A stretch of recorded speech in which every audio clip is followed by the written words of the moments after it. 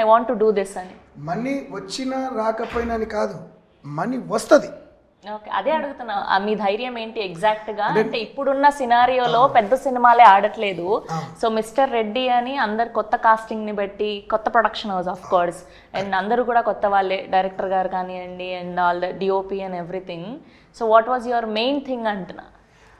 అంటే మేడం నేను ఎట్లా చెప్పాలంటే, నేను వివరంగా ఈ స్టోరీని ఈ వెంకరెడ్డి గారితో ఈయనకు సంబంధించిన ఇంకా 4 డైరెక్టర్ని పెట్టి, ఈయన డైరెక్టర్తో పాటు ఇంకా ఏమంటారు జూనియర్ డైరెక్టర్ ఇంకా నా 4 పెట్టి నేను ఒక 6 months, ఒక 4-5 months ఆఫీస్లో కూర్చొని ఎట్టి పరిస్థితిలో సినిమా అందరికీ నచ్చలాగానే మనం రాయాలి కాబట్టి టైం తీసుకున్నాం.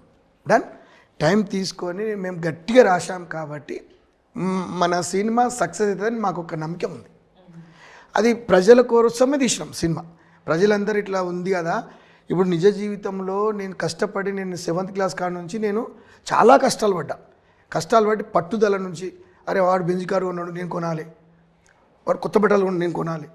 నేను చిన్న ఉన్నప్పుడు ఏమనుకుంటున్నా అంటే, నేను ఒక టీనేజ్లో ఉన్నప్పుడు 18 years లేకపోతే 16 years ఉన్నప్పుడు, ఆ టైంలో నేను ఒక కొందరిని చూశాను. నేను అంటే వేసిన డ్రెస్ మళ్ళీ కనిపించలేదు వాళ్ళ దగ్గర. నేను వేసిన డ్రెస్ నేను మళ్ళీ చూడలేదు.